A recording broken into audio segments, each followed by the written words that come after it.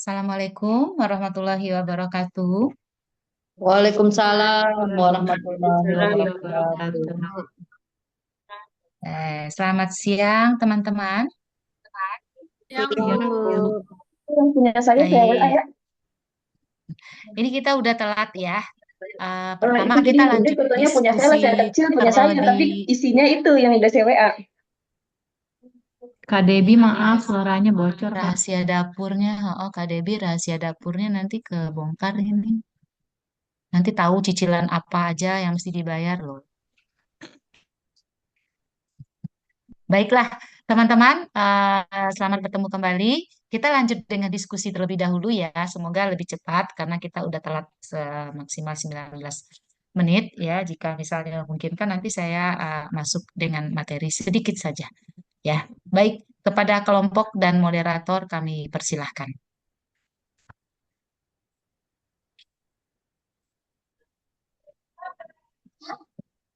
Assalamualaikum warahmatullahi wabarakatuh. Selamat sore. Terima kasih kepada dosen kita pada sore ini. Hari ini Bu Lili Anggraini dan teman-teman semua, saya dengan Nidia selaku moderator dari kelompok satu akan memandu jalannya presentasi ini dengan materi sejarah, asas-asas dan permasalahan moral dan etika hukum kesehatan. Sebelum kita mulai pada presentasi hari ini, saya perkenalkan 6 pembawa materi kita, yaitu oleh Kak Debi Ratna, Kak Leni Romaida, Kak Lia Kamalia, dan Kak Rizky, Kak Siti Almira, dan Kak Siti Khadijah. Untuk selanjutnya, setelah pembawa materi akan dibuka sesi diskusi atau tanya jawab sebanyak 2 sesi dengan masing-masing sesi yaitu 3 pertanyaan. Baik, untuk mempersingkat waktu kepada pembawa materi satu, Kak Debi, saya persilahkan untuk memulai presentasi.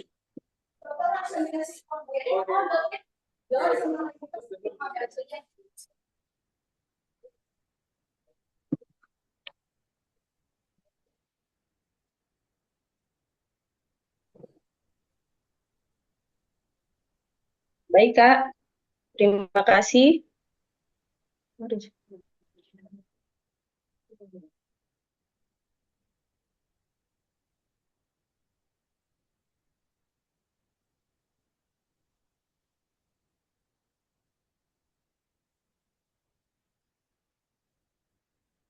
Terima kasih atas waktunya. Kami akan mempresentasikan hasil kelompok kami, kelompok satu, yaitu sejarah, asas, dan permasalahan moral, etika, dan hukum dalam pelayanan kesehatan masyarakat. Sejarah hukum kesehatan, hukum kedokteran atau hukum medis yang sudah dikenal di beberapa negara maju, perkembangannya sejalan dengan perkembangan peradaban manusia. Namun orientasi pengembangannya tidaklah beranjak dari pangkal tolak yang sama. Di daratan Eropa Barat, Belanda misalnya, sejak tahun 1928 sampai terakhir tahun 1972 dalam Undang-Undang Medis Stewart-nya lebih berorientasi pada pengaturan tingkah laku dan tugas dokter, yakni menjalankan profesi, sedangkan di Amerika Serikat dalam American Hospital pada tahun 1972 melahirkan apa yang disebut sebagai Patient Bill of Rights, yang isinya lebih menitikberatkan perhatian pada hal-hal yang bersangkut paut dengan hak pasien. Sejarah hukum kesehatan. Kebangkitan ilmu hukum kedokteran di dunia internasional baru terjadi di Gen Belgia tahun 1967. Kemudian hukum kesehatan mulai diperkenalkan secara luas ke seluruh dunia setelah pada Kongres kelima Asosiasi Hukum Kedokteran Dunia Agustus 1997, ketika dijadikan sebagai kegiatan baru oleh Organisasi Kesehatan Dunia dan Hukum Kesehatan. Kemudian berkembang pesat di beberapa belahan dunia, termasuk di negara Belanda, Eropa pada umumnya, serta di beberapa negara-negara maju lainnya. Sejarah hukum kesehatan di Indonesia.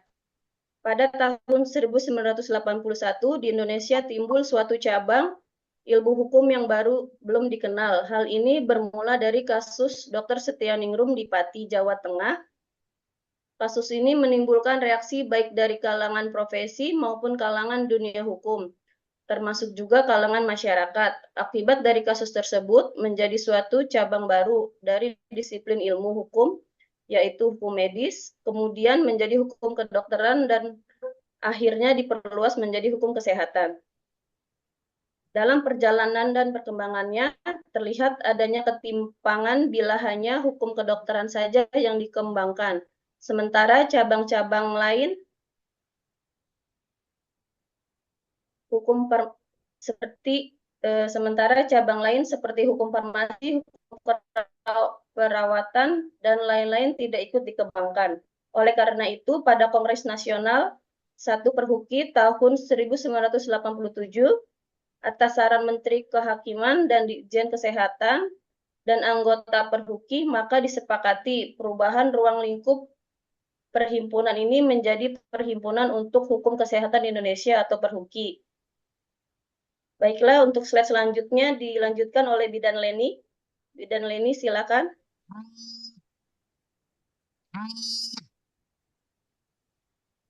Ya, makasih Mbak Debbie. Saya lanjutkan ya. Asas-asas hukum kesehatan. Menurut Novel Wijoyo, asas hukum merupakan serangkaian kaidah dasar dan bentuknya sesuai aturan undang-undang. Lahirnya Undang-Undang Nomor 36 Tahun 2009 tentang kesehatan sebagai upaya pemerintah dalam membangun bidang kesehatan agar terwujud derajat kesehatan masyarakat, tidak terlepas dari penerapan asas-asas yang dijadikan sebuah peraturan pembentukan aturan hukum. Asas-asas hukum kesehatan, asas peri kemanusiaan. Setiap pembangunan kesehatan senantiasa berdasarkan peri kemanusiaan yang berdasarkan kepada sila pertama, yaitu ketuhanan yang Maha Esa, tanpa membedakan golongan, ras, agama, dan bangsa. Asas manfaat, pembangunan kesehatan diharapkan mampu memberikan manfaat yang sebesar-besarnya bagi kemanusiaan dan mementingkan kesehatan bagi setiap warga negara. Asas keseimbangan, setiap pembangunan kesehatan dilaksanakan berdasar pada kepentingan yang lebih banyak, kepentingan masyarakat dengan mempertimbangkan kepentingan secara fisik, mental, antara materi dan spiritual. Asas perlindungan, pembangunan kesehatan diharapkan mampu memberikan perlindungan kepastian hukum kepada pemberi maupun penerima pelayanan kesehatan. Asas penghormatan, pembangunan kesehatan selalu menghormati hak dan kewajiban masyarakat sebagai bentuk kesamaan kedudukan di dalam hukum. Asas gender dan non-diskriminatif, pembangunan kesehatan tidak membedakan perlakuan terhadap jenis gender atau jenis kelamin baik perempuan maupun laki-laki. Asas keadilan, penyelenggaraan kesehatan senantiasa dapat berorientasi pada pelayanan yang adil dan seimbang kepada semua lapisan masyarakat dengan pembiayaan terjangkau. Asas norma agama, pembangunan kesehatan diharapkan dapat memperhatikan dan menghormati pilihan agama masyarakat, artinya tidak membedakan agama yang diyakini.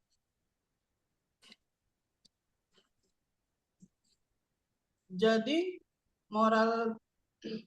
definisi moral dan etika ya. Definisi moral secara umum tindakan manusia sesuai dengan ide-ide yang diterima umum, yaitu berkaitan makna yang baik dan wajar. Secara eksklusif, hal-hal yang berhubungan dengan proses sosialisasi individu. Tanpa moral, manusia tidak bisa melakukan proses sosialisasi. Jadi moral adalah nilai atau norma-norma tentang baik buruknya, benar atau salah etis, tidak etis yang dijadikan sebagai pegangan seorang atau sekelompok orang tertentu untuk mengatur tingkah lakunya di dalam lingkungan sosial. Definisi etika. Etika adalah suatu ilmu yang membahas perbuatan baik dan buruk manusia sejauh yang dapat dipahami oleh pikiran manusia. Dan etika profesi terdapat suatu kesadaran yang kuat untuk mengindahkan etika profesi pada saat mereka ingin memberikan jasa keahlian profesi kepada masyarakat yang memerlukan.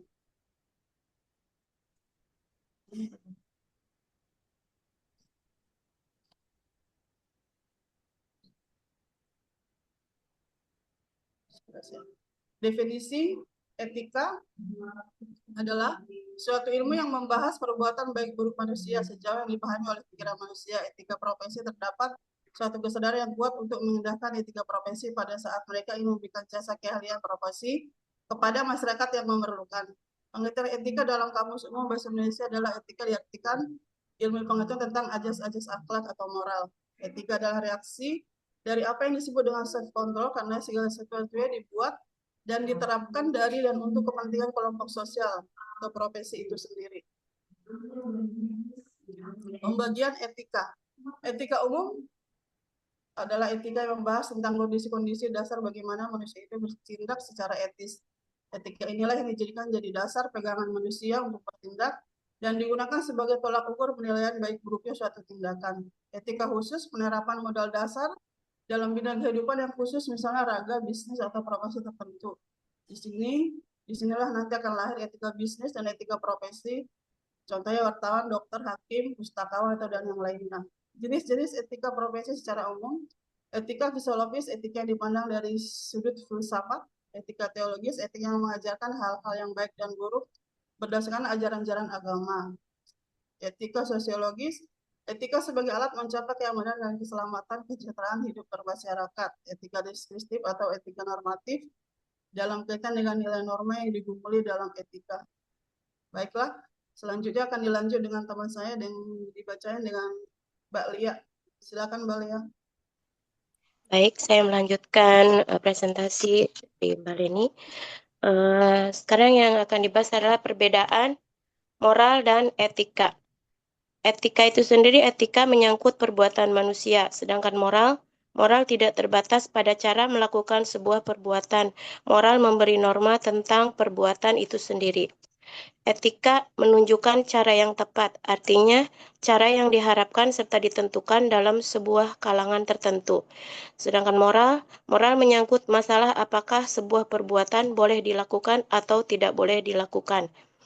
Etika hanya berlaku untuk pergaulan, sedangkan moral selalu berlaku walaupun tidak ada orang lain.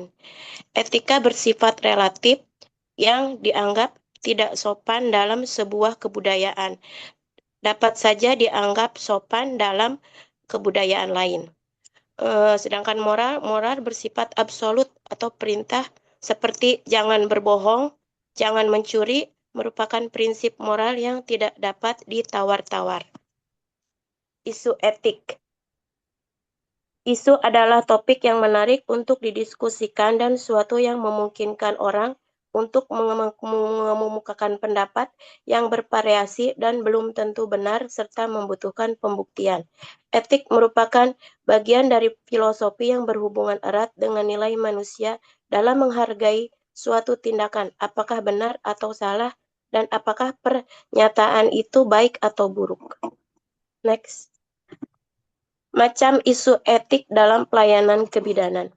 1. Isu etik yang terjadi di antara bidan dengan klien, dengan keluarga dan masyarakat.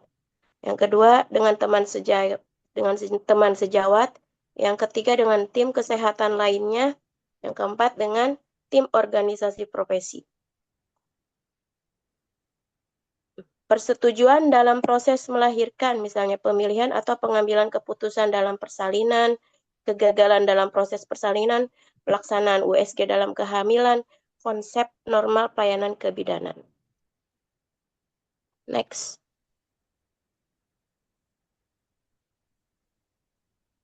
Selanjutnya. Masalah yang berhubungan dengan isu etik dalam pelayanan kebidanan. Itu yang tadi ya. Agama atau kepercayaan, hubungan dengan pasien, hubungan dokter dengan bidan, pengambilan keputusan, pengambilan data, terus in vitro fertilisasi, atau bidan yang dituntut untuk berperilaku hati-hati dalam setiap tindakan saat memberikan asuhan kebidanan dengan menampilkan perilaku yang etis dan profesional. Istilah dalam masalah etik.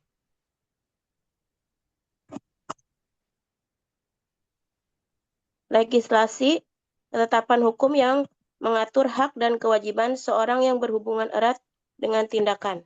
Lisensi adalah pemberian izin praktek sebelum diperkenankan atau melakukan pekerjaan yang telah diterapkan. Ketiga, deontologis atau tugas. Keputusan yang diambil berdasarkan serikat dengan serikatan dengan tugas. Yang keempat, hak keputusan berdasarkan hak seseorang yang tidak dapat diganggu. Institusioner, keputusan diambil berdasarkan mengkaji dan dari dilema etik dari kasus per kasus. Terus benevidence, keputusan yang diambil harus selalu menguntungkan. Efisiensi, keputusan yang diambil selalu merugikan pasien.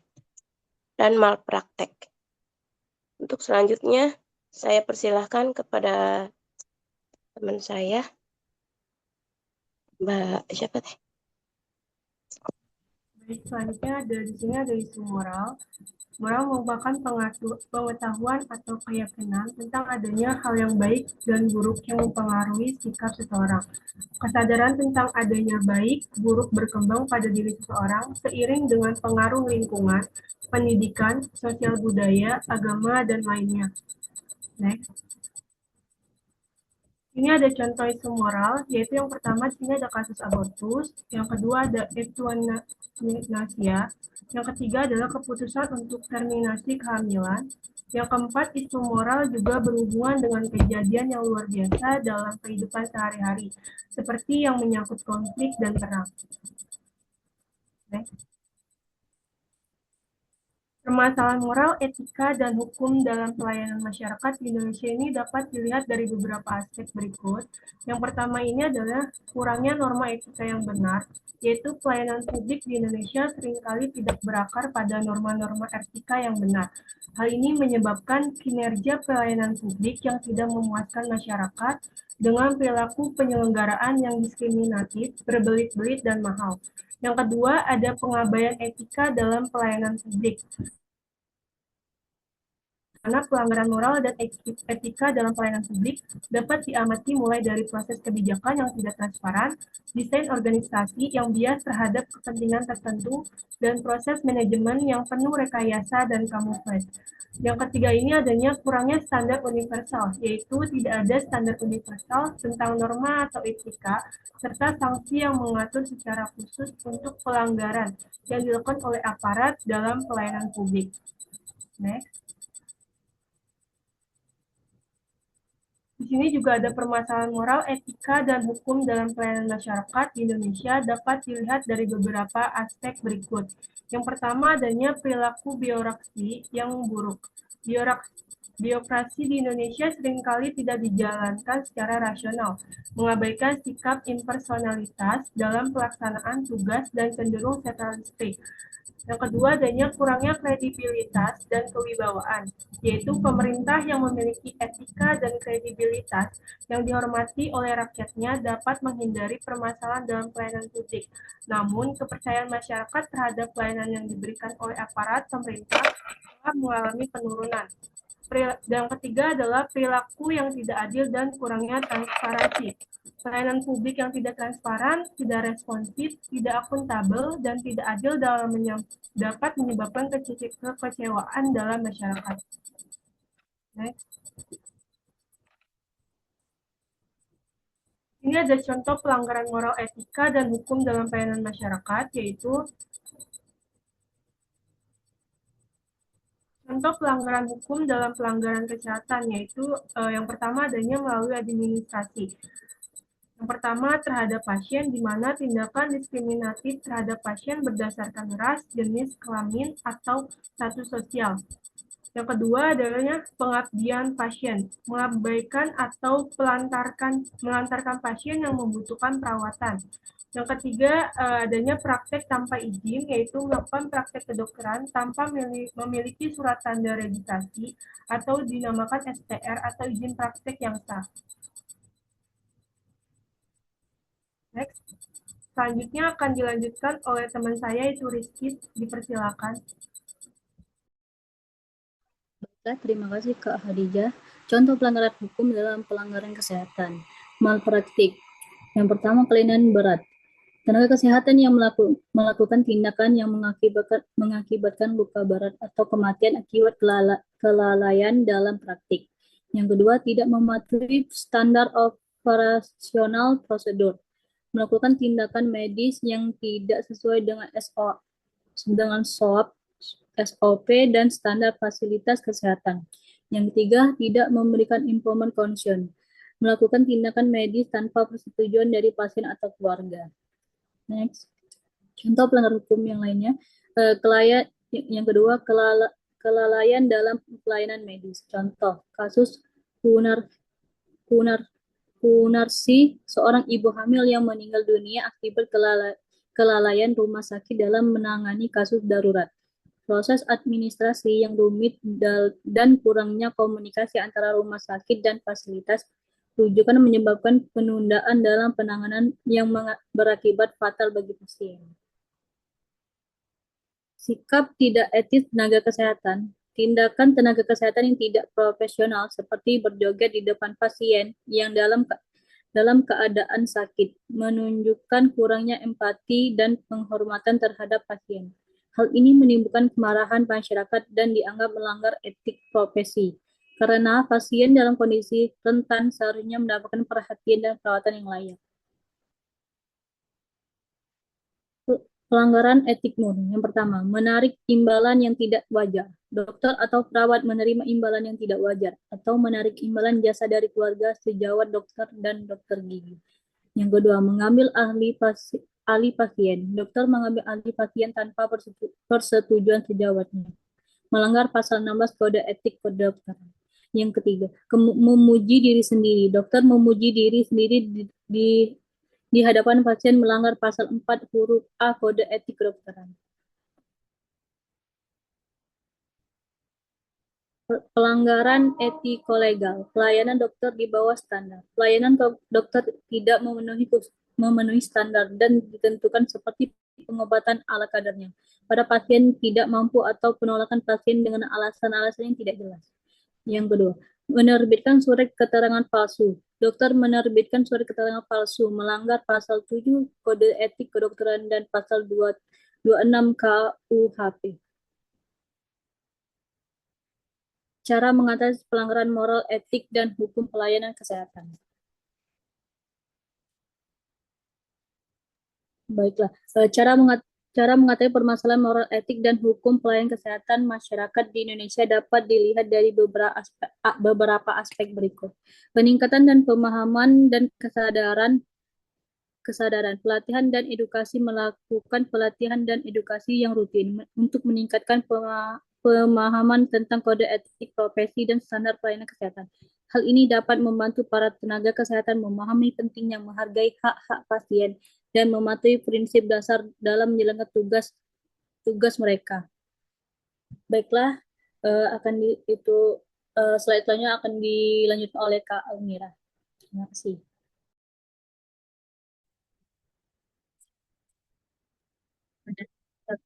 Masyarakat di Indonesia, yaitu mekanisme pengawasan yang efektif. Itu mengembangkan mekanisme pengawasan, membangun mekanisme pengawasan yang efektif. Digitalisirkan terjadinya pelanggaran hak asasi manusia oleh para praktisi medis. Hal ini dapat berupa sistem investigasi yang mudah diakses dan proses investigasi yang cepat. Selanjutnya, implementasi regulasi yang efektif, yaitu melakukan pengawasan yang berkala terhadap pelayanan kesehatan untuk memastikan bahwa semua unit pelayanan masyarakat memiliki tempat khusus untuk pembuangan sampah medis dan memverifikasikan keabsahan surat izin praktik atau SIP yang presentasi dari kelompok kami. Saya kembalikan kepada moderator.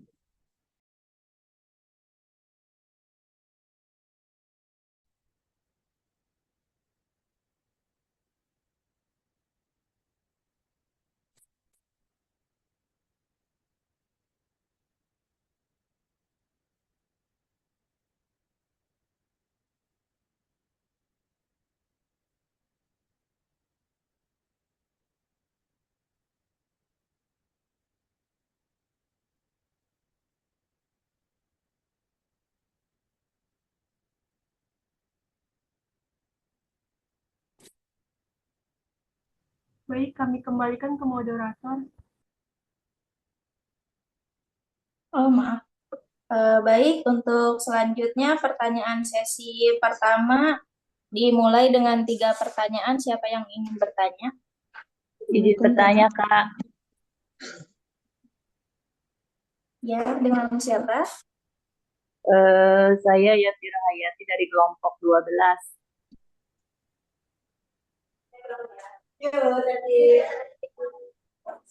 Dengan pertanyaan apa, Kak? Ya, eh, jelaskan pengertian moral dan etika dengan menggunakan bahasamu sendiri. Maksudnya bahasa dari kelompok itu ya.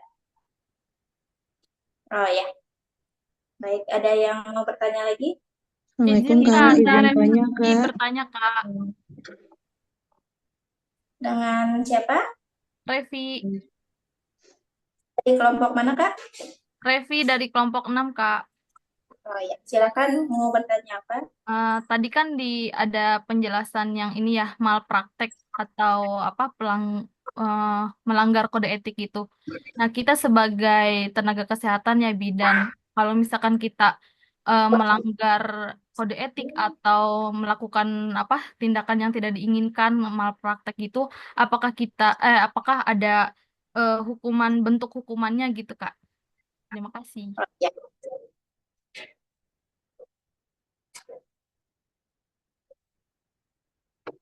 Dengan satu pertanyaan lagi. Saya Kak, izin bertanya. Ya, dengan siapa? Kak As dari kelompok 5, izin bertanya, apa perbedaan dari moral dan etika? Maaf, bisa diulangi? Pertanyaannya, apa perbedaan moral dan etika? Oh ya. Untuk sesi pertama kita tutup dulu ya. Kita akan menjawab dari Ibu Yati kelompok 12 dengan jelaskan pengertian moral dan asas sesuai dengan menggunakan bahasa dari kelompok sendiri.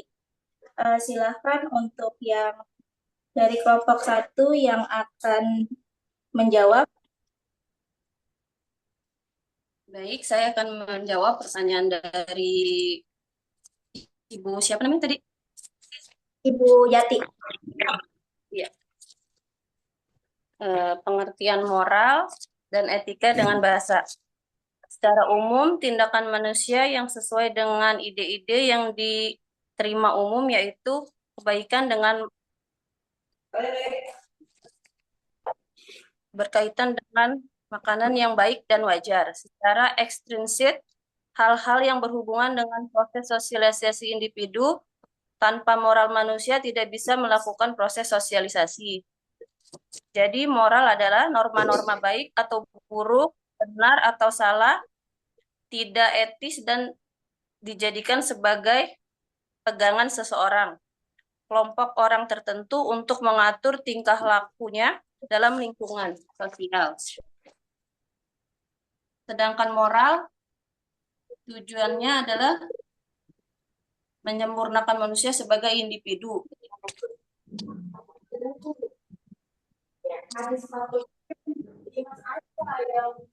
Sedangkan etika adalah untuk ketertiban masyarakat. Hukum sebagai peraturan tentang perilaku yang bersifat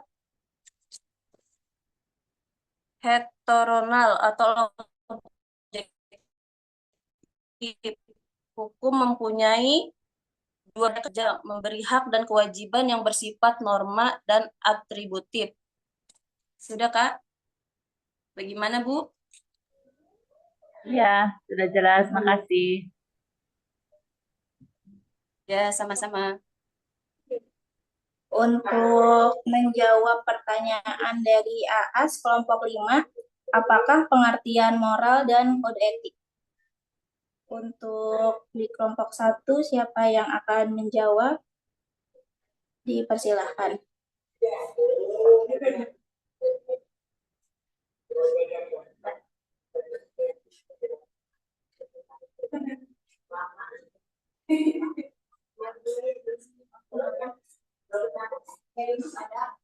Baik, saya coba menjawab pertanyaan dari Bu Aas kelompok 5 ya. Apa perbedaan Suara moral dan etika? Mbak Lia. Moral merupakan pengertian tentang mana hal yang baik dan mana hal yang tidak baik. Sedangkan etika itu sendiri adalah tingkah laku yang dilakukan oleh manusia berdasarkan hal-hal yang sesuai dengan moral tadi. Etika juga diartikan sebagai filsafat bidang moral yang mengatur bagaimana manusia itu harus bertindak gitu. Terima kasih.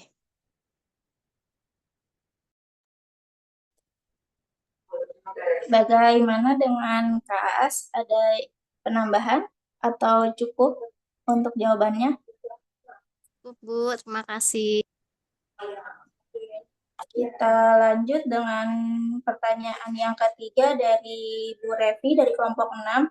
Penjelasan malpraktek dan kode etik. Apakah tenaga kesehatan untuk Bu Revi, gimana Bu? Maaf tadi untuk pertanyaannya. Tenaga kesehatan melanggar kode etik, bentuk hukuman.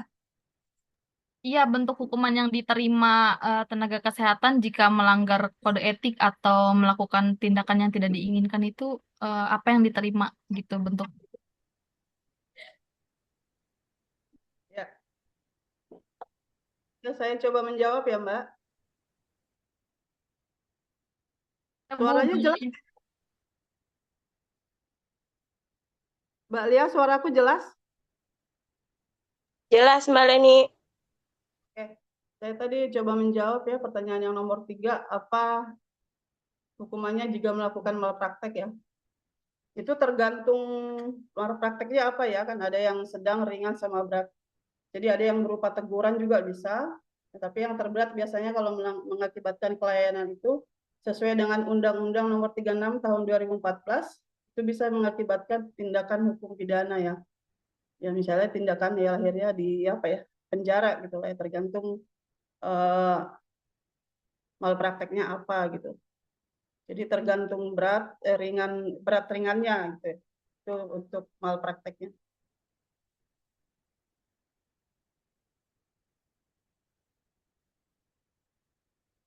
Ya, itu aja. Apa masih kurang, Mbak?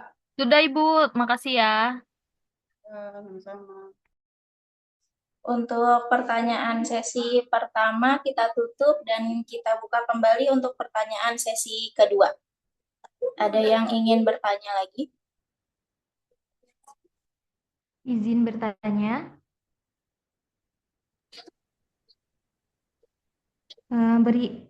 Saya Nurpadiana dari kelompok 3, izin bertanya. Berikan contoh kelalaian dalam pelayanan medis sebagai seorang bidan. Maaf, kita bisa diulangin lagi? Nama dan dari kelompok mana? Saya Nurpadiana dari kelompok 3, izin bertanya. Berikan contoh kelalaian dalam pelayanan medis sebagai seorang bidan.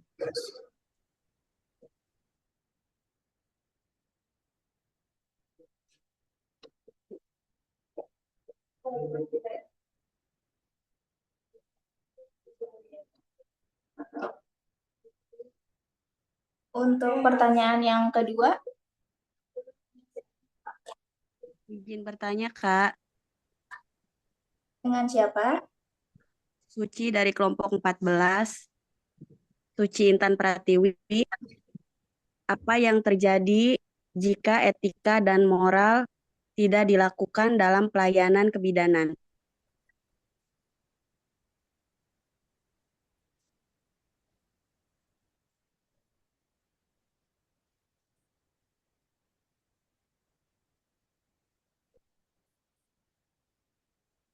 Untuk pertanyaan terakhir ada lagi? Izin bertanya. Siapa? Saya Maria dari kelompok 4. Menurut kelompok, apa saja bentuk atau contoh isu etik bidan dengan teman sejawatnya? Terima kasih. Contoh isu etik dengan apa, maaf, Kak? bentuk atau contoh isu etik bidan dengan teman sejawatnya.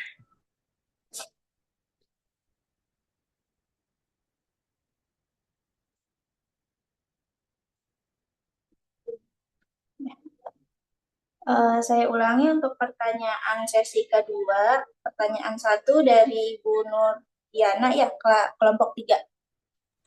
Ya, Kak. Berikan contoh kelalaian dalam menjadi seorang bidan.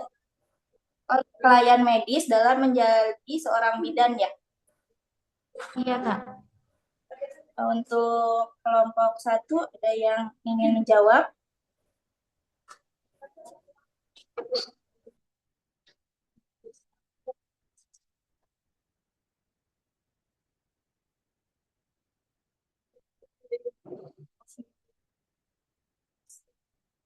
Ya, Kak, saya mau jawab pertanyaan dari Ibu Nurdiana.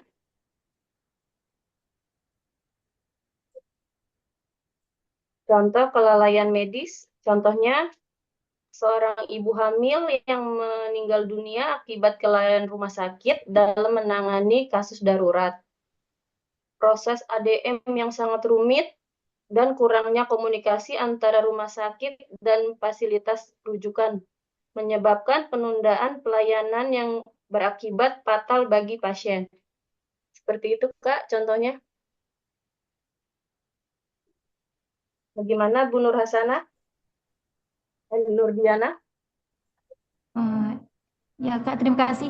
Jadi untuk kelalaian tersebut, apakah bidan dapat hukuman atau tidak?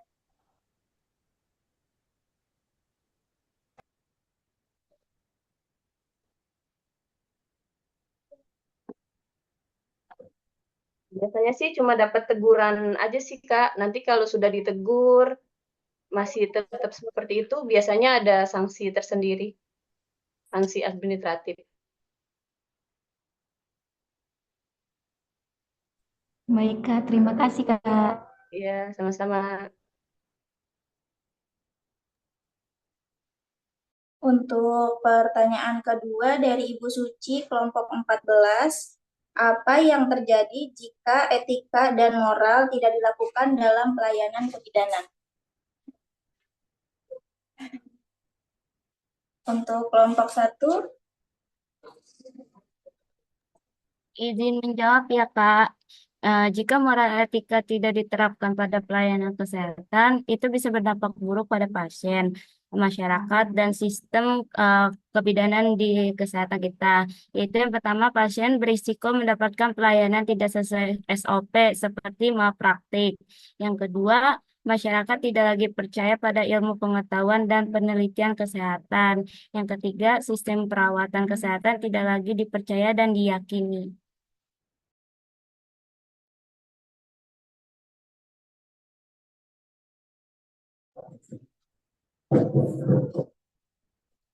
bagaimana dengan Ibu Suci dari jawabannya?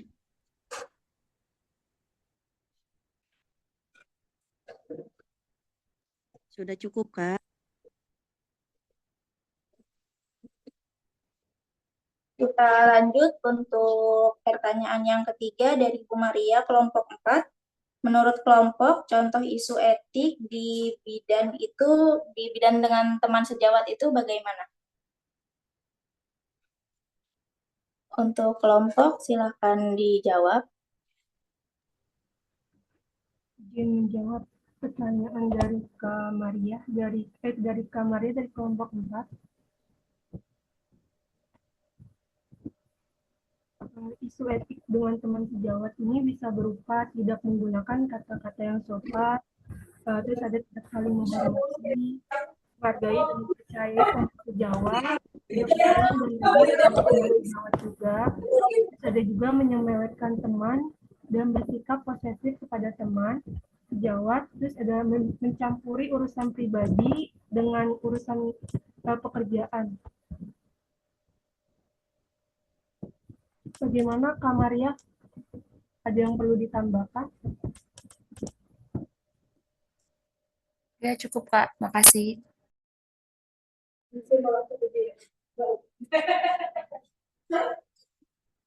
Dari kelompok lain sudah cukup atau ada yang ingin menambahkan?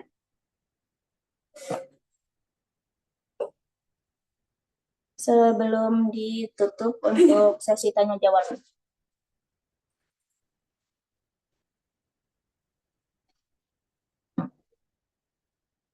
Tidak ada yang bertanya lagi, mari kita tutup. Terima kasih kepada Kak Debi, Kak Leni, Kak Lia, Kak Rizky, Kak Siti Almira, dan Kak Siti Hadijah atas presentasi yang sangat informatif. Juga terima kasih kepada semua peserta yang telah berpartisipasi. Semoga apa yang kita pelajari hari ini bermanfaat. Mohon maaf atas segala salah dan kekurangan dari kelompok kami. Untuk selanjutnya kepada Ibu kami mohon koreksi dan masukannya. Terima kasih. Assalamualaikum warahmatullahi wabarakatuh. Waalaikumsalam warahmatullahi wabarakatuh. Terima kasih Mbak Nadia selaku moderator diskusi pada siang hari ini. Terima kasih ya. Baik, terima kasih juga kepada kelompok yang sudah mempresentasikan hasil diskusinya pada sore hari ini. Eh, Secara garis besar, tadi ada 6 orang yang bertanya, ya pertanyaannya. Tapi yang menggelitik itu adalah pertanyaan dari Mbak Nurfa, kalau nggak salah ya. Mbak Nurfa bertanya, kalau nggak salah ini contoh medis ya Mbak Nurfa ya? Iya, Ibu. Ya, kalau medis itu memang pelanggaran yang dilakukan oleh tenaga medis harusnya ya, bukan kita tenaga kesehatan.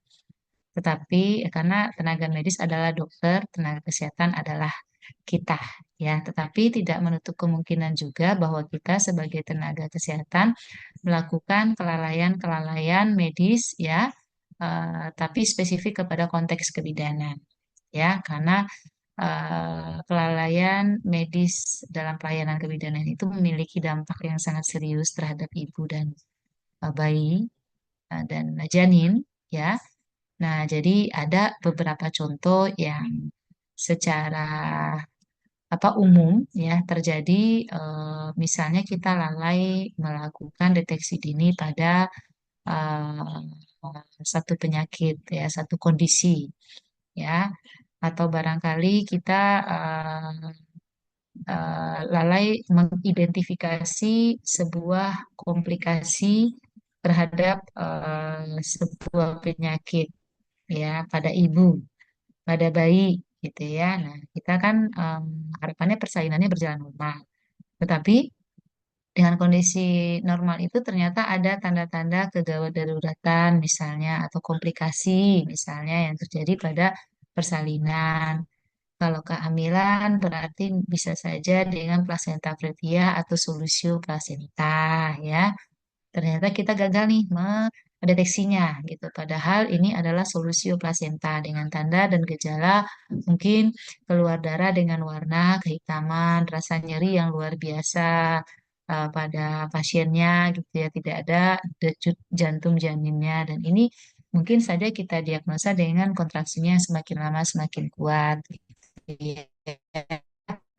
Nah, ini sehingga mengakibatkan kematian yang harusnya si retensio placenta ini sudah harus dirujuk. Dan penata laksanaan persalinan sudah harus di meja operasi, sudah masuk ruang operasi harusnya. Tetapi karena kita salah mendeteksi, ya akhirnya ini tidak dilakukan di meja operasi dan berakhir dengan meninggal. Ya, nah terus kemudian bisa saja pada saat proses persalinan itu sendiri, ya ternyata pada saat persalinan ini eh, kita berharapnya normal, tetapi ada komplikasi pada persalinan, misalnya saja posisi POP ya, atau distosia, atau sungsang gitu ya, yang tadinya sebenarnya ini kita deteksi dengan persalinan normal letak ke belakang kepala, ternyata ini adalah letak sungsang ya, dengan sakrum depan atau belakang itu misal gitu ya. Sehingga pasien ini ya ini adalah anak pertama harusnya berakhirnya di rumah sakit, tetapi kita tolong di TPMB. Ternyata kemudian after coming head dan lain-lain sehingga tidak tertolong gitu ya. Atau barangkali ada distosia, kita tahu penata laksanaan distosia jangan sampai terjadi distosia bahu ya, jangan sampai terjadi prolap dan lain. Nah, mengakibatkan bayi bisa meninggal setelah selamat atau lahir. Nah, terus kemudian bisa juga kesalahan dalam eh, pemberian obat barangkali ya, baik dari dosisnya, baik dari cara pemberiannya, baik dari orangnya ya, baik dari etiket pemakaiannya dan lain-lain itu masuk kepada pelanggaran-pelanggaran medis yang memang di dunia kebidanan kita juga memberikan itu gitu ya. Kemudian bisa saja kita kurang melakukan pengawasan-pengawasan kepada pasien. Pengawasan kepada pasien yang habis melahirkan itu harusnya di kala 4 masih masa waspada 2 jam postpartum. Tetapi itu tidak kita lakukan sehingga kita pikir itu perdarahan yang terjadi pada kala 4 normal gitu ya. Dalam masa pemantauan ternyata itu terjadi dikarenakan HPP, ya, early HPP, tertinggalnya plasenta barangkali gitu ya, atau ada ruptur pada perineum dari hematom barangkali, atau ruptur tersembunyi yang kita tidak tata laksana di awal terjadi perdarahan. Nah, ini bisa mengakibatkan kita melakukan kesalahan di dalam pelayanan medis, termasuk kepada pelayanan kebidanan oleh kita sendiri. Atau harusnya pasien ini segera dirujuk, tetapi kita tidak lakukan rujukan karena dari penilaian jumlah darah yang keluar sudah lebih dari 300-400 dan kita harus segera tanda presok sudah ada. Nah, berarti tata laksana terlebih dahulu, atasi kondisi dulu, rujuk. Ini nggak kita rujuk gitu sehingga mengakibatkan kematian. Ya, banyak lagi ya. Kalau bayi misalnya penata laksanaan yang tidak sesuai pada bayi ya, harusnya tadi di awal sudah terdeteksi bahwa melalui CTG bunyi jantung sudah bermasalah sehingga kemungkinan bayi dengan aspisia itu sudah terlihat gitu ya, dan kita tidak lakukan resusitasi pra dan pre misalnya, nah sehingga mengakibatkan bayi tidak bisa bernafas di luar dengan cyanosis dan lain-lain gitu ya. Itu kemungkinan yang juga melakukan kelalaian medis terhadap penata laksanaan perawatan bayi. Atau barangkali juga kesalahan-kesalahan dalam melakukan proses persalinan semacam episiotomi ya tanpa indikasi yang jelas. Kita tahu episiotomi itu kita lakukan mungkin kepada bayi dengan BBLR ya, kemudian barangkali perineum yang kaku ya, tapi kita tidak melakukannya, kita melakukannya dengan kondisi mempercepat proses persalinan barangkali, kemudian proses episiotomi tidak lakukan dengan baik dan benar barangkali, sehingga mengakibatkan rupturnya episiotomi itu melebar, kemudian dijahit ternyata jahit juga si anusnya ya, sehingga tidak ada lagi eh, apa namanya rektum ya terjahit, kemudian mungkin saja ada pistel sehingga mengakibatkan nanah dan akhirnya dijahit kembali dan mengakibatkan hal-hal yang lain-lain sehingga pasien harus ditata laksana lagi lebih lanjut yang diakibatkan oleh karena kesalahan kita ya, atau membiarkan riwayat-riwayat pasien yang lalu tidak diperhatikan ya. Barangkali pasien punya riwayat poseksio dengan CPD gitu ya, posisio dengan kelainan sistemik gitu. Kemudian kita tata laksana dengan persalinan normal saat ini direncanakan padahal punya riwayat gitu ya. Nah, dan lain-lain. Yang mana ini menjadi kewajiban kita sebagai tenaga kesehatan. Nah, jadi kelalaian medis ini ya dalam konteks kebidanan sangat-sangat mungkin terjadi dilakukan oleh bidan dan yang mana kelalaian ini mengakibatkan dampak yang sangat-sangat luar biasa seriusnya kepada kesehatan ibu dan janin yang mana bisa berakhir dengan kematian. Dan jika kondisi ini terjadi, teman-teman, itu kita mutlak melakukan sebuah kealpaan atau kelalaian atau malpraktek. ya, yang tentu saja mengakibatkan konsekuensi yang tidak menguntungkan pada kita sebagai pemberi pelayanan kesehatan. Dan untuk hal tersebut kita perlu memperhatikan ya, eh, SOP-SOP yang ada terhadap di tempat kita bekerja terhadap berbagai macam penyakit yang ada misalnya, kemudian standar kompetensi kita yang memang sudah ada ya, yang di luar kewenangan kita jangan lakukan ya. Terus kemudian kalau bukan kompetensi jangan lakukan. Kemudian kode etik yang ada tetap harus digunakan pada saat kita memberikan pelayanan jika kita tidak ingin dianggap melakukan sebuah kelalaian. Ya, jadi apakah jenis-jenis kelalaian yang, nah kalau ada ke jenis kelalaian ini, teman-teman, nanti akan dituntut dengan peraturan dan perundangan Kitab Undang-Undang Hukum Pidana, ya, Kitab Undang-Undang Hukum Perdata, Kitab Undang-Undang Hukum Administrasi, gitu ya, mengenai administrasi. Nah, ini dituntutnya melalui itu. Tapi jika teman-teman melakukan kelalaian, ya, masih di dalam lingkup hukum kesehatan atau undang-undang kesehatannya sendiri yang dilanggar, ya, itu banyak sekali teman-teman, ya. Teman-teman bisa baca di pasal 427 tentang ketentuan pidana. Salah satunya diatur tentang ketentuan pidana jika seorang bidan atau tenaga kesehatan melakukan tindakan aborsi. Itu masuk ke setiap orangnya, kemudian perbuatan pemberian pelayanan mengakibatkan kematian, ya, kemudian yang perempuannya juga akan dipidana, tenaga medisnya juga akan dipidana, ya, terus kemudian tenaga kesehatannya apalagi, kemudian nanti kita akan dijatuhi pidana perdata dan administrasi, sangat berat di sini, ya, terus kemudian termasuk pada kita memberikan susu, susu gitu ya, susu bayi dengan tidak ada kondisi-kondisi khusus ya, memajang susu, artinya kita nanti akan bisa dituntut dengan menghalangi program pemberian ASI eksklusif ya. ASI eksklusif itu ada di pasal 430 teman-teman, bahwa setiap orang aja tidak tenaga kesehatan yang menghalangi program pemberian air susu ibu secara eksklusif ya, ada di pasal 42 juga, dan ketentuan pidananya ada di pasal 430. Nah, itu bisa dipenjara selama 1 tahun. Ya, dituntut denda sampai paling banyak 50 juta. Ya. Atau barangkali kita memperjualbelikan darah, ya, darah manusia. Nah, itu diatur di undang-undang, ya, karena ada yang butuh darah, kemudian ada darah orang dengan alasan kemanusiaan, barangkali teman-teman ya menjadi jembatan di sini, itu akan dituntut 200 juta. Itu ada di Undang-Undang Kesehatan, teman-teman. Tapi kalau yang lain-lain tadi itu masuk kepada Undang-Undang KUHP, ya.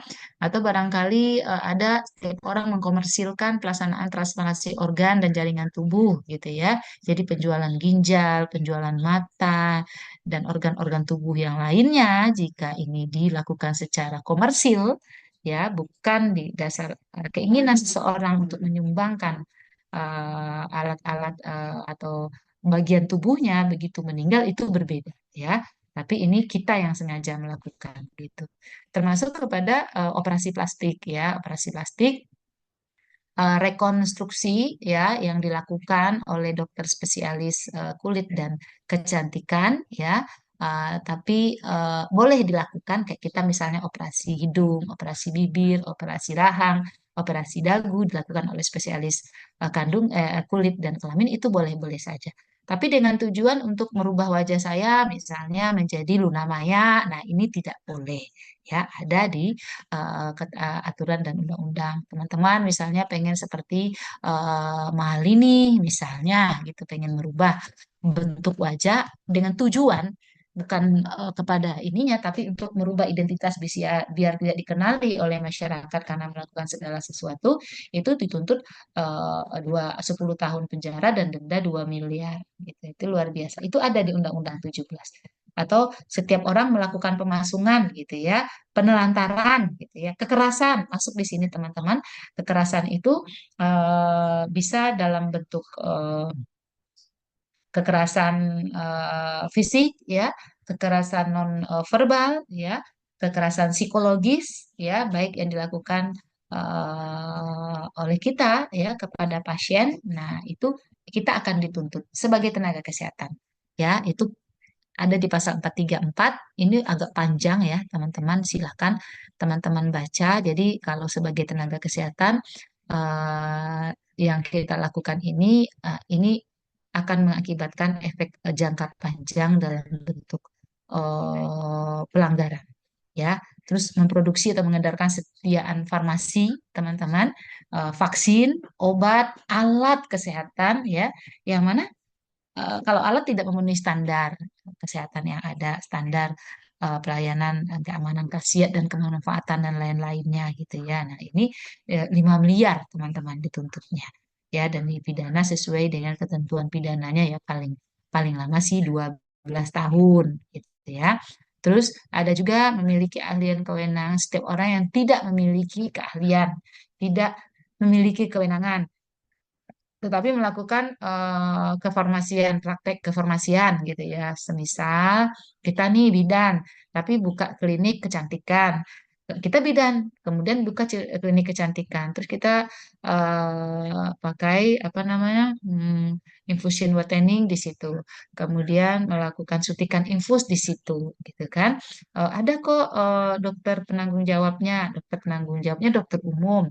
Kemudian si dokter tersebut tidak memiliki sertifikat-sertifikat tambahan terhadap apa pelayanan estetika yang dibuka di klinik tersebut. Nah, ini akan dipenjara juga, teman-teman ya. Pidananya dan ada pidana, kemudian ada denda 200 juta kalau terbukti. Kemudian obat yang dijual ya tidak memenuhi syarat Balai POM gitu ya. Nah, itu akan dituntut juga dengan yang si 5 miliar di atas tadi. Kemudian kalau rokok banyak sekali yang menunjang, tapi masuk ke dalam undang-undang kesehatan. Kemudian setiap pimpinan fasilitas pelayanan kesehatan, baik itu di rumah sakit, puskesmas, klinik, ya, tenaga medis dan atau tenaga kesehatan yang tidak memberikan pertolongan pertama, teman-teman. Tidak memberikan pertolongan pertama pada kondisi gawat darurat dikarenakan takut, bukan kewenangan, bukan kompetensi, sehingga mengakibatkan seseorang mati di tempat pelayanan kita tersebut atau di luar tempat pelayanan kita karena kita tidak mau menerima menuju perjalanan rumah atau tempat orang lain, klinik tempat lain, itu akan dapat sanksi pidana. Itu ada juga di Undang-Undang Kesehatan Nomor 17. Ya, jadi banyak sekali, silakan teman-teman baca di ketentuan pidana dimulai dari 30 sekian sampai 400, pokoknya 400 ke atas deh, silakan teman-teman baca. Banyak sekali sehingga teman-teman tahu. Ya, nah ketentuan pidana dari 430 sekian sampai 447 sekian itu teman-teman, ya 428 saya kalau nggak salah sampai 446 ya, itu dilakukan oleh tenaga kesehatan, ya. Nah, nanti akan ditambah lagi sanksi-sanksi lainnya. Ya, itu bentuknya pidana akan ditambah lagi dengan perdana ganti rugi, administrasi cabut izin, atau penutupan seluruh tempat usahanya. Ya, jadi dari 428 sampai 446 silakan teman-teman baca. Dan jika kita lakukan undang-undang inilah yang pertama kali menuntut kita untuk kita berada di persoalan hukum. Ya, demikian ya Mbak Nurfa. Jika misalnya di luar undang-undang kesehatan ini mengakibatkan malpraktek, kita akan dituntut melalui KUHP perdana dan pidana. Tetapi jika masih dalam lingkup layanan kesehatan atau pelayanan yang ada diberikan sesuai dengan Undang-Undang Kesehatan Nomor 17 akan dituntut sesuai dengan ketentuan yang ada di pasal-pasal yang sudah saya sampaikan tadi. Demikian Mbak Nurdiana. Iya Ibu, terima kasih Ibu penjelasannya.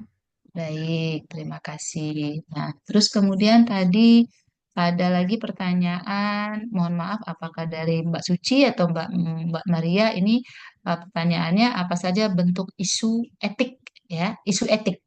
isu kode etik ya, bidan dengan teman sejawatnya. Kalau nggak salah Siap, Mbak Bu. Maria ya. Siap, Mbak Ibu. Maria ya.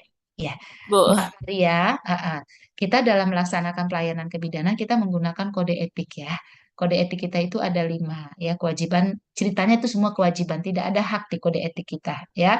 Kewajiban kita terhadap negara, kewajiban kita terhadap pasien, kewajiban kita terhadap teman sejawat, kewajiban kita terhadap profesi kita, kemudian kewajiban kita terhadap diri kita sendiri. Nah, itu ada beberapa butir, masing-masing ada butirnya. Nah, memang ada pelanggaran kode etik terhadap teman sejawat ya, misalnya saja contohnya adalah perbedaan pendapat yang kita berikan di dalam melayani ya, terkait tindakan pelayanan kebidanan atau tindakan medis, karena bisa saja pelayanan sejawat kita itu adalah perawat, bisa saja ahli gizi, bisa saja apoteker ya, bisa aja analis gitu ya, bisa aja kesehatan lingkungan dan lain-lain ya. Nah, ini kadang-kadang kita sering ya berbeda pendapat dalam memberikan pelayanan. Kita merujuk kepada kompetensi dan kewenangan kita masing-masing. Tetapi antara perawat dengan bidan sukanya nggak beda, atau mungkin perawat dengan perawat atau bidan dengan bidan ya. Pandangan kita yang berbeda terhadap tindakan yang harus kita ambil keputusannya dalam situasi tertentu. Semisal saja keadaan gawat darurat, menurut Mbak Maria itu jangan ditolong karena nanti akan ada efek panjang dari keluarga dan dari lingkungan setempat dan dari organisasi profesi jika kita tolong gitu ya. Kalau menurut teman-teman yang lain boleh ditolong kalau seandainya ini menjadi kompetensi kita dan ada kewenangan dan ada kewajiban. Kalau nggak tolong malah kita dituntut tadi undang-undang yang dibaca. Nah, begitu-begitu ya. Nah, satu bidan mungkin merasa perlu dilakukan sesegera mungkin tindakannya, satu bidan lagi tunggu dulu sampai keluarga menyetujui. Nah, ini udah konflik ini, perbedaan pendapat ini. Nah, itu biasanya kalau ada konflik-konflik seperti ini biasanya merasa yang paling tepat adalah salah satu pihak atau dua belah pihak merasa paling tepat mana yang paling penting. Nah, itu kadang-kadang mengakibatkan nanti adanya pelanggaran etik yang terjadi karena tidak menghargai teman sejawat ya, atau barangkali kepatuhan-kepatuhan kepada SOP yang ada ya. SOP yang sudah diterapkan, sudah diberikan, sudah disampaikan gitu, tetapi tidak dilaksanakan oleh satu atau dua pihak ya, sehingga hal ini bisa menimbulkan kerugian kepada pasien karena terhadap kepatuhan protap-protap yang ada tersebut, si tenaga kesehatan tersebut dan tenaga medis itu sibuk memperjuangkan pendapatnya masing-masing, sehingga mengakibatkan ketegangan dan itu terjadi di depan pasien gitu ya, dan tidak mengikuti pedoman yang ada sehingga pasien yang terlantar, atau barangkali persaingan di dalam melaksanakan praktek itu, kita tahu tidak ada ketentuan khusus jarak praktek di satu wilayah harus sekian ratus meter, ada lagi tenaga kesehatan lain, ada lagi bidan. Nah, ini tidak ada di dalam aturannya mengatur harus sekian ininya. Kita memang bersaing dalam kondisi sehat ya, secara kompetitif dan tidak perlu menjelekkan satu sama lain ya. Tidak perlu dibuat seolah-olah orang lain lebih jelek daripada kita dan kita lebih baik daripada orang lain gitu ya. Sehingga ini mengakibatkan dampak yang luar biasa terhadap hubungan kerja. Apalagi misalnya kita satu puskesmas, tapi prakteknya satu wilayah. Masyarakat yang akan datang itu juga gitu. Nah, sehingga pada saat kita menjelekkan bidan yang satu juga akan balik menjelekan, sehingga citra ini yang ada di masyarakat dan itu mengakibatkan kerugian pada organisasi profesi kita, profesi kita dan juga kepada masyarakat dan keluarga kita, gitu ya.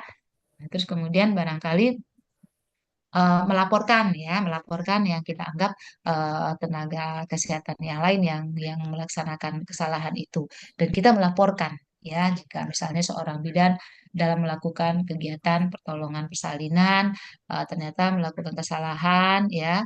eh, Kemudian kita adukan tanpa kita konfirmasi terlebih dahulu ya. Nah, sehingga dampak dari pelaporan ini mengakibatkan risiko kepada bidan tersebut ya, dan merugikan bidan yang terlapor padahal kita tidak tahu data dan buktinya, sehingga buktinya kita hanya berdasarkan informasi yang tidak ada bukti otentik yang terlihat atau kita dapatkan secara langsung.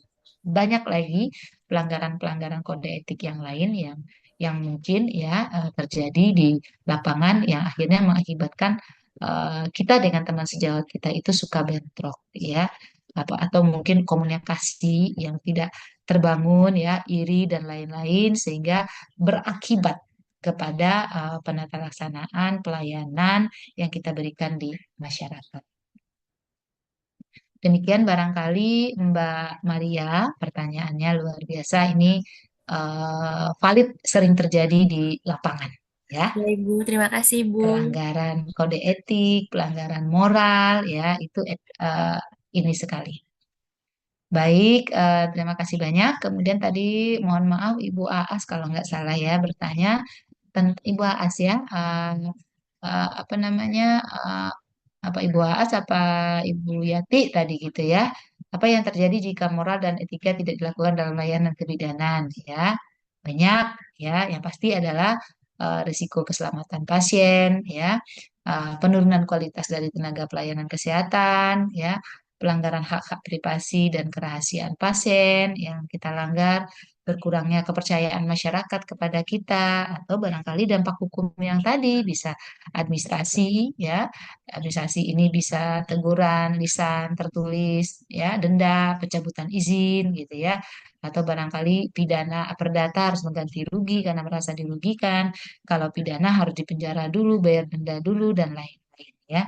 Jadi ini mengakibatkan kerugian yang luar biasa. Kepada pasien bisa saja mengakibatkan trauma yang berkepanjangan, gangguan psikologis barangkali ya, karena kita tidak menerapkan peraturan yang sesuai sehingga mengakibatkan trauma kepada pasien baik secara etik maupun moral.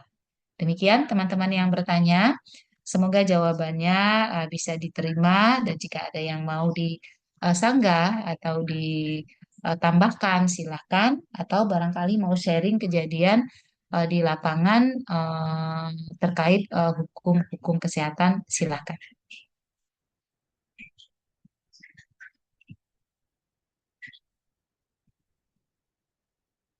Jika ada yang ingin bertanya, monggo. Ini ada, maaf Ibu, izin bertanya jika bidan mengikuti pelatihan kecantikan dan membuka, ini tadi kayaknya sudah ya. Jika bidan mengikuti pelatihan kecantikan dan membuka klinik kecantikan, tapi tidak bekerja sama dengan dokter, tapi bekerja sama dengan apoteker, apakah masih terpidana, Ibu? Ya, baik. Kembali lagi, jika ya sebenarnya begini, kalau kita punya profesi bidan, tentu pelatihan yang kita ikuti adalah pelatihan-pelatihan yang relate ya dengan profesi kita. Nah, teman-teman rujukannya adalah ke PMK 320. Jika di PMK 320 itu mulai dari bayi, ya, remaja, ya, bayi, balita, prasekolah, ya, remaja, menopause, dan ibu, perempuan dan wanita, gitu ya. Nah, itu ruang lingkup kompetensi kita. Silakan dilihat di PMK 320. Kalau satu-satu dari bayi itu apa, remaja itu apa, ibu itu apa, di breakdown teman-teman. Kalau ketemu salah satunya, ya, boleh memberikan pelayanan dalam bentuk itu merubah bentuk, ya, misalnya. Nah, itu menjadi kewenangan kita dan kita boleh melakukan apa namanya praktek tambahan di luar itu. Seperti contoh ini teman-teman, pijat bayi. Ya, pijat bayi itu secara kompetensi ada di bayi ya. Dan dulu itu pijat bayi itu tidak boleh dilakukan oleh bidan jika bidan belum mengikuti pelatihan pijat bayi gitu ya. Dulu pijat bayi, tapi sekarang ya pijat bayi dari PMK sebenarnya PMK 30 itu udah apa dari PMK 1464 900 gitu ya teman-teman ya, sudah apa namanya perbaikan-perbaikan dan muncullah si PMK 320. Nah, di situ pernah ada satu bidan di daerah Jawa Tengah ya melakukan pijat bayi dan dituntut oleh dinas kesehatan setempat bahwasannya bidan tersebut hanya boleh memberikan pelayanan kepada ibu dan anak dalam konsep bayi imunisasi gitu ya kalau ibu melahirkan bersalin nifas gitu hamil. tapi ada pijat bayi. Nah, terus kemudian dia membawa dia bilang kalau begitu harus dilampirkan sertifikatnya. Ada sertifikatnya. Kalau begitu tidak boleh di klinik bersalin itu melakukan pijat bayi, harus bikin klinik satu lagi untuk pijat bayi. Begitu katanya dituntutnya. Kemudian bidan ini membawa persoalan ini ke persoalan hukum dan membawa beberapa ahli terkait itu dan kemudian dia menang di dalam tuntutan tersebut, bahkan dia menuntut balik pencemaran nama baik. Kenapa? Karena pijat bayi itu ada di kompetensi kita.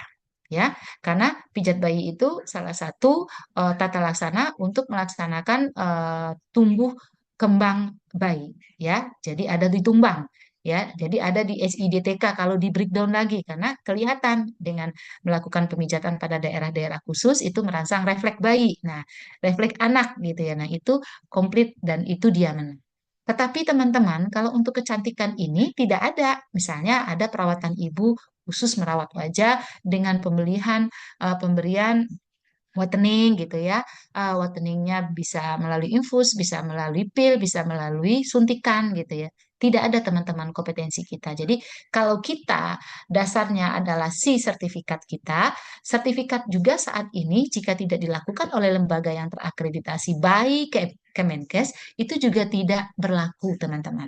Jadi memang mungkin ada beberapa lembaga yang memberikan pelatihan-pelatihan tersebut dengan dasar mereka terakreditasi, tapi saat ini rujukan lembaga terakreditasi itu diakreditasi oleh Kemenkes, ya. Kemenkes melalui pelataran sehat kita bisa ikut pelatihan kah itu, workshop kah itu, webinar kah itu. Ya, jika sudah diakreditasi dan itu disesuaikan dengan borangnya, teman-teman, disesuaikan dengan modul-modul yang terlibat.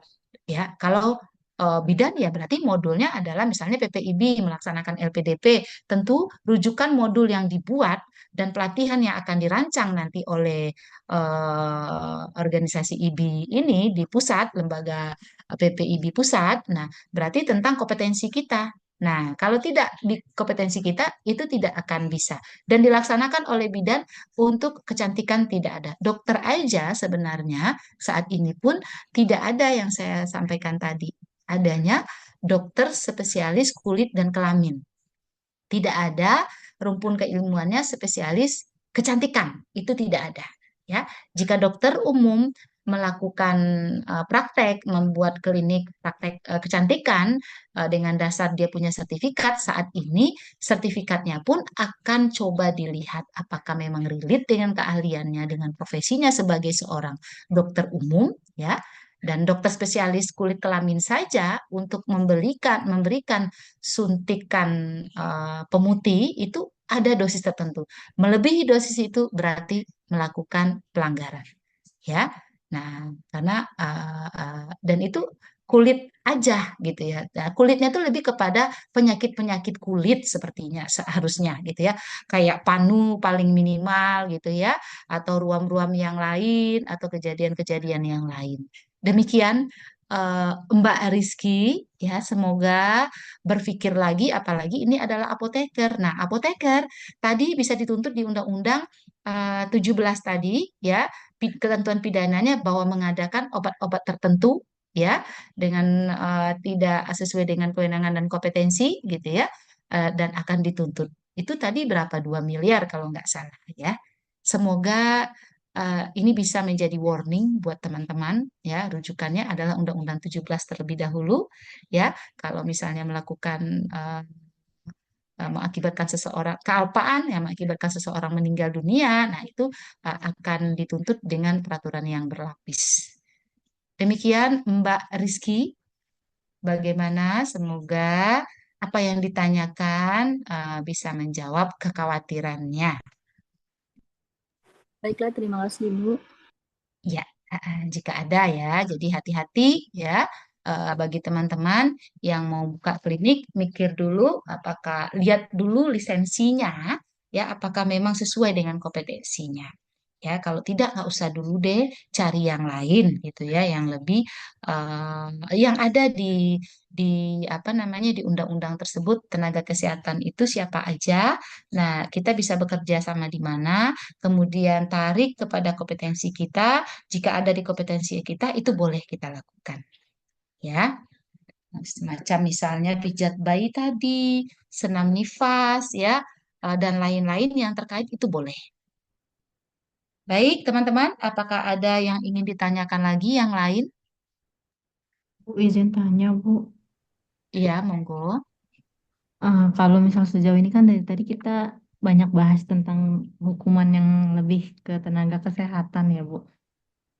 Ini mah kalau misalnya Ya, di luar konteks, maaf ya, Bu. Em, Kalau kita kan selama di lapangan ada tuh di setiap rumah sakit ataupun di fasilitas kesehatan peraturan yang mengharuskan pasien tidak mengambil gambar atau video gitu ya, Bu ya. Sebenarnya dari peraturan itu eh, ada em, yang mengikat nggak? Maksudnya peraturan yang mengikat nggak, Bu, dari peraturan itu? Yang mana kan kadang sekarang pasien lagi di rumah sakit aja kan bebas gitu ya, misalnya videoin, misalnya lagi pas lagi pelayanan juga kita di videoin gitu ya, Bu, tanpa izin lah gitu ya maksudnya, dan tanpa si pasiennya itu izin sama kita untuk ngambil gambar.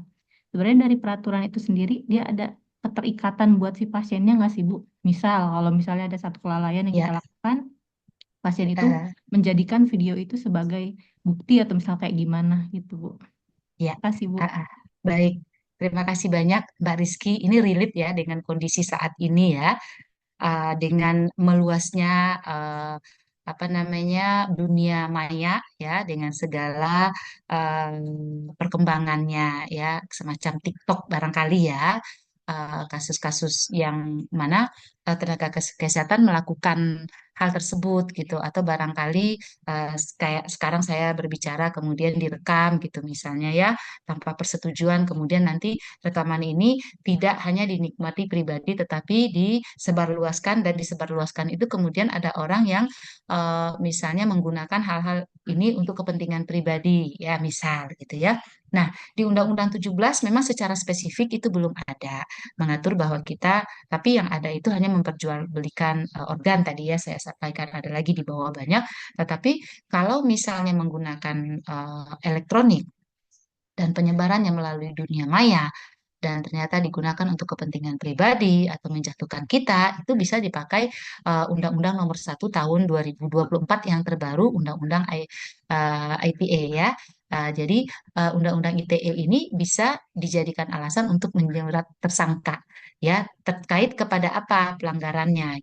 Misalnya memakai Undang-Undang ITE ini. Nah, di ITE 24 itu banyak ya yang bisa disangkut pautkan dengan kita, khususnya tenaga kesehatan.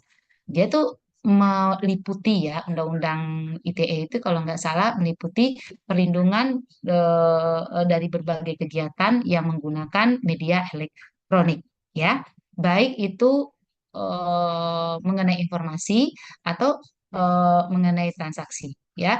Nah, dia merekam tanpa sepengetahuan kita, tanpa seizin kita, berarti dia sudah menyalahgunakan informasi yang kita berikan. Seharusnya kalau misalnya mau merekam, izin dulu kepada kita. Nah, seharusnya pada saat rekaman ini ada, itu juga harus terinformasi kepada masyarakat atau kepada yang melakukan hal tersebut, apakah ini boleh disebarluaskan dan lain-lain. Jika misalnya merasa satu orang atau dua orang terganggu dengan kondisi tersebut, nah ini bisa dituntut memakai undang-undang ITE ya. Jadi undang-undang elektronik ini cukup elit menurut saya ya. Jadi dalam 5 tahun aja dia bisa berubah bentuk 2 kali. Undang-undang yang lain tunggu 5 tahun, tunggu 10 tahun, baru bisa dimasukkan ketentuan dan perundangan yang baru. Tetapi ini tidak. Ya, dalam 2 tahun aja sudah berapa kali melakukan perubahan ya. Undang-undang kekerasan pada perempuan aja, nah itu padahal sekarang lagi marak gitu, tapi begitu diajukan malah itu tidak terakomodir oleh pemerintah. Semoga pemerintahan sekarang bisa diakomodir sehingga kalau ada misalnya yang menggelitik adalah korban kekerasan kepada di rumah tangga, korban kekerasan pada anak, korban kekerasan disabilitas ya, korban kekerasan transgender, korban kekerasan pada kekerasan seksual gitu ya. Ini tuh yang dilindungi kan korbannya gitu ya. Bagaimana kalau korban ini berakhir dengan kematian ya, atau dikenal dengan femisida, teman-teman. Khususnya itu kekerasan seksual yang berakhir dengan kematian, yang kasus viral-viral saat ini seperti penjual gorengan yang ada di Sumatera Barat. Itu kan berakhir dengan pembunuhan, sebelumnya diperkosa dahulu, ya kan? Setelah diperkosa, dibunuh dan dikubur gitu ya. Nah, ini banyak sekali. Ada juga bapak-bapak yang orang tua kandung, bapak kandung memperkosa anaknya bertahun-tahun. Kemudian supaya tidak ketahuan dibunuh dengan alasan jatuh dan lain-lain gitu. Ada juga anak-anak yang diperkosa beramai-ramai kemudian dibunuh gitu ya. Nah, banyak sekali ini pemerkosaan. Ada juga perempuan yang apa namanya, yang melakukan kekerasan kepada suami atau kepada istri gitu ya, semacam bribtu ya kalau nggak salah, yang menyiram suaminya dengan apa kemudian terbakar gitu ya. Nah, ini kan korban-korban kekerasan yang memang banyak dan eh, masif ya saat ini di Indonesia khususnya. Harusnya undang-undang itu mendapat prioritas untuk dirubah perlakuannya, robah pasalnya sehingga bisa melindungi. Kayak misalnya korban pemerkosaan, korban pembunuhan pada anak setelah diperkosa, kemudian dibunuh gitu ya. Orang tua yang ditinggal ya tentu akan sangat-sangat luar biasa tersiksa. Nah, ada nggak perlindungan terhadap orang tua ini? Ada nggak bantuan terhadap orang tua ini? Atau misalnya anak yang kehilangan orang tuanya setelah dibunuh, diperkosa, dibunuh, anaknya tidak punya orang tua. Bagaimana perlindungan terhadap anak ini? Yang dilindungi di Undang-Undang Perlindungan Anak, ya hanya anaknya jika mendapatkan kekerasan. Tetapi beban moral, beban psikis kepada orang tua yang mendapatkan anaknya yang dilakukan kekerasan baik fisik, baik psikis, baik seksual itu belum ada. Tapi undang-undang ITE ini teman-teman elit menurut saya dalam 5 tahun aja bisa dilakukan perubahan dengan sebegitu cepatnya. Karena memang barangkali mengikuti perkembangan digitalisasi yang luar biasa pesatnya sehingga perlu disanggah lagi, diperbaiki lagi, disanggah lagi, diperbaiki lagi. Jadi Mbak Rizky, kalau ketemu kasus-kasus seperti itu, kalau mau nuntut yang dipegang, yang digeret adalah undang-undang ITE ini, ya. Dan dilihat lagi apakah itu kita sebagai nakes. Nah, sebagai nakes sendiri ya di undang-undang nomor, aduh saya lupa, bahwa dalam memberikan pelayanan kesehatan kita mendapatkan perlindungan hukum. Pasal 3-nya kalau nggak salah, kalau kita mendapatkan pelecehan dari masyarakat itu dilindungi secara hukum kita. Artinya pelecehan ini bisa bersifat pelecehan dari seksualnya, pelecehan dari bentuk data pribadi kita gitu ya, pelecehan dan lain-lain, atau pelecehan-pelecehan yang di apa diekspos melalui media sosial gitu ya, nanti dilakukan pemerasan dan lain-lain gitu. Nah, itu di Undang-Undang Kesehatan sendiri berdiri paling depan untuk melindungi kita, nanti di breakdown atau disambungkan kepada Undang-Undang ITE. Pelanggaran mana yang dilakukan oleh si pelaku ini terhadap kita sebagai tenaga kesehatan. Demikian Mbak Rizky, semoga jawabannya bisa menjawab kekhawatirannya. Baik, Bu. Kasih, Bu. Sama-sama. Semoga nggak ada ya Mbak Rizky ya, jauh-jauh dari itu ya. Atau Iya, Bu. kita sendiri juga, jangan juga ya. Kita kadang-kadang suka ya, jempol kita ini aktif gitu ya. Kesel sama teman-teman kita, terus kita update status gitu ya. Update statusnya terbaca oleh teman-teman tersebut. Misalnya kita habis berantem nih, habis perang mulut nih di kampus gitu ya. Kemudian kita update lah status ya, bahwasan kita sangat kesal dengan kejadian hari ini karena masa dia bilang begini begini begini, kemudian gini gini gini, tahu nggak dia aja begitu gitu. Tapi kita kan nggak sebut nama gitu. Tapi kalau dihubungkan kejadian tadi di kampus ceritanya jam sekian dan kita memang konflik dengan seseorang di situ, dan itu bisa menjadi peluang untuk menjerat kita. Jadi pelan-pelan dengan curhat di media sosial. Kurang-kurangin sosial media untuk jadi bahan curhat. Curhat aja sama Allah, curhat aja sama keluarga, itu akan bisa terfasilitasi dengan cepat. Tapi kalau curhat melalui media sosial, nanti efeknya akan panjang. Salah-salah curhat malah kita yang menjadi bulan-bulanannya. Demikian ya teman-teman. Atau barangkali selfie, ya kita suka selfie ya. Selfie itu kadang-kadang membuat kita apa menjadikan kita bulan-bulanan juga di tempat kita bekerja, di keluarga kita, dan lain-lain gitu ya. Misalnya dengan satu dua alasan izin kepada pimpinan bahwa saya tidak bisa masuk bekerja dikarenakan ada urusan keluarga yang tidak bisa saya tinggalkan. Kemudian teman-teman barangkali selfie lah di tempat wisata dan dengan emoji atau dengan kata-kata luar biasa pengalaman hari ini dan bla bla. Nah, kemudian selfie. Nah, ini bisa juga sudah melakukan kebohongan kepada ini dan lain-lain, ini dituntut gitu ya teman-teman. Atau barangkali juga teman-teman selfie tapi ada wajah saya di belakangnya. Kemudian wajah saya terlihat jelas dan teman-teman mengupload kemudian ada komentar-komentar yang tidak enak di situ. Kemudian ada orang lain nih, netizen nih teman-teman yang misalnya gatal ngelihat komentar teman-teman menjelekkan saya. Nah, kebetulan karena saya ada di belakang aja padahal kan sebenarnya bisa dihilangkan tetapi lupa dihilangkan tetapi berkomentar dan lain-lain. Banyak sekali celah saat ini yang bisa menuntut kita dari undang-undang ITE tersebut jika kita salah-salah menggunakan Android kita, ya, media sosial kita. Demikian, teman-teman. Semoga bisa menjadi warning ya. Baik, ini kita sampai jam berapa, teman-teman? 15.30. 15.30, Bu. Sudah selesai, Kak? Sudah. Baik, kalau sudah selesai, tadinya saya mau masuk dengan abortus atau HAM. Nah, waktunya lagi tidak cukup, berarti minggu depan mungkin saya masuk dulu abortus sama HAM, baru masuk diskusi ya, Ibu Sipen. Baik, Bu. Baik, terima kasih banyak atas atensinya.